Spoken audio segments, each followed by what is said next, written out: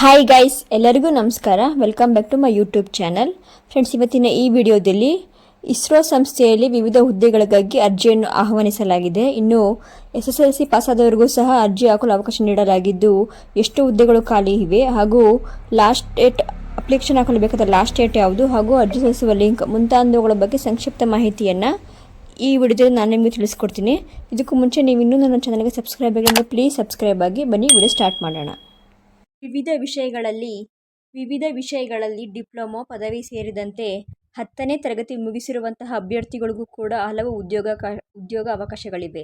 ಈ ನೇಮಕಾತಿಯಲ್ಲಿ ಒಟ್ಟು 99 ಹುದ್ದೆಗಳು ಖಾಲಿ ಇದ್ದು, ಈ ಹುದ್ದೆಗಳಿಗೆ ಅರ್ಜಿ ಸಲ್ಲಿಸಲು ಇಸ್ರೋ ಸಂಸ್ಥೆಯು ಹೊರಡಿಸುವ ಅಧಿಕೃತ ಸೂಚನೆಯ ಪ್ರಕಾರ ಸಂಪೂರ್ಣ ವಿವರ ಇಲ್ಲಿದೆ.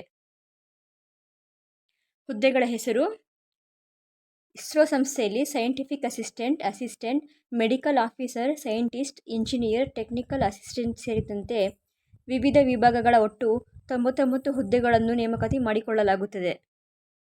ಅರ್ಹತೆಗಳು: ಈ ಹುದ್ದೆಗೆ ಅರ್ಜಿ ಸಲ್ಲಿಸಬೇಕಾದ ಅರ್ಹತೆಗಳು ನೋಡೋದಾದರೆ, ಅರ್ಜಿ ಸಲ್ಲಿಸುವ ಅಭ್ಯರ್ಥಿಗಳು ಹೊಂದಿರಬೇಕಾದ ವಯೋಮಿತಿ ನೋಡುವುದಾದರೆ, ಕನಿಷ್ಠ 18ರಿಂದ 35 ವರ್ಷ ಒಳಗಿನವರು ಮಾತ್ರ ಈ ನೇಮಕಾತಿಯಲ್ಲಿ ಅರ್ಜಿ ಸಲ್ಲಿಸಬಹುದು. ಸಾಮಾನ್ಯವಾಗಿ ನೀಡುವಂತೆ ಮೀಸಲಾತಿ ವರ್ಗಗಳಿಗೆ ಗರಿಷ್ಠ ವಯೋಮಿತಿಯಲ್ಲಿ ಸಡಿಲಿಕೆ ನೀಡಲಾಗುವುದು.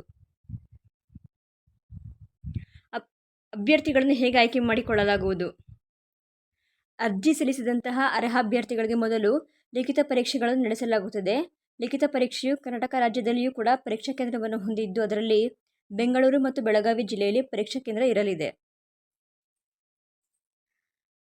ಅರ್ಹ ಇರುವ ಅಭ್ಯರ್ಥಿಗಳು ಅಕ್ಟೋಬರ್ 9, 2024 ಒಳಗಾಗಿ ಅಧಿಕೃತ ಜಾಲತಾಣಕ್ಕೆ ಭೇಟಿ ನೀಡಿ ಅರ್ಜಿ ಸಲ್ಲಿಸಬೇಕು.